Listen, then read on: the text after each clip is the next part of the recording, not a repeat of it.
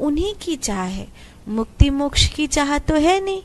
इसीलिए अष्टावक्र गीता गुप्त ग्रंथ हो गया है। अब तक जो भी शास्त्र हैं वो सब संतों महात्माओं के द्वारा कहे हुए वक्तव्य हैं। अच्छा, उन वक्तव्यों में जो पूर्ण रूपेण जानकारी है वो हमारे पास नहीं है। क्यों नहीं है? क्योंकि 3 लाख से ज्यादा शास्त्र हमारे मुगलों के द्वारा जला दिए गए। हमारी जो गुरुकुल परंपरा थी वो नष्ट हो गई।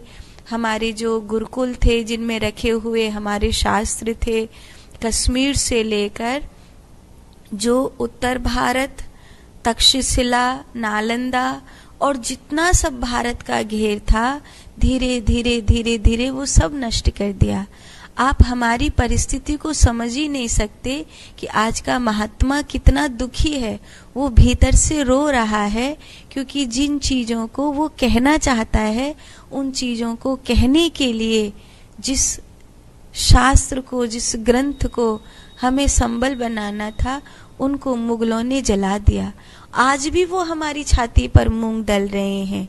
आज भी कह रहे हैं औरंगजेब हमारा बाप है, कौन बिगाड़ेगा हमारा कुछ। आज भी राम जी की अगर यात्रा निकलती है तो पत्थर पड़ते हैं हमारी चांद पर। आज भी हमारे देश में ये तैयारी है कि किस दिन हो और एकजुट होकर म्लेच्छों का वोट पड़े और देखते देखते हिंदुओं का सर्वनाश कर दिया जाए और गजवाए हिंद करके बिल्कुल नस्तो नाबूद कर दिया जाए, खत्म कर दिया जाए। उनकी भाषा में बोलूं तो नस्तो नाबूद कर दिया जाए। घोषणा करते हैं मंचों से 15 मिनट फौज को हटा लो, फिर देखो हिंदुओं की क्या स्थिति होती है। 15 मिनट पुलिस को हटा लो, फिर देखो हिंदुओं की क्या स्थिति होती है। शासन प्रशासन आज थोड़ा सा हिंदुओं के पक्ष में है। तो कुल मिला के कुछ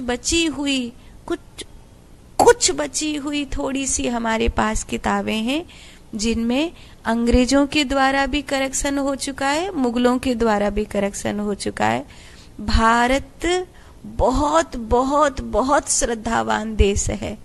भारत संतों को प्रेम करने वाला देश है। भारत परंपराओं को जिंदा रखने वाला देश है। धारण करने वाले धर्म को स्वीकार करने वाला देश है। तब जाके कहीं मानवता जीवित है, नहीं तो नष्ट हो गया होता सब कुछ। लेकिन आज हमारी युवा पीढ़ी को परंपराओं के विषय में नहीं पता, हमारी युवा पीढ़ी को संस्कारों के विषय में नहीं पता, शास्त्रों के विषय में नहीं पता, गीता उपनिषद वेद आदि के विषय में नहीं पता। इसमें पीढ़ी का दोष नहीं है, हम संतों का दोष है। हम शायद अच्छे से आपको बता नहीं पाए हैं। इसीलिए भारत के संत महात्मा ऋषि मनीषी पूरा प्रयास कर रहे हैं किसी तरह ज्ञान की जो मूर्धन्य ऊंचाई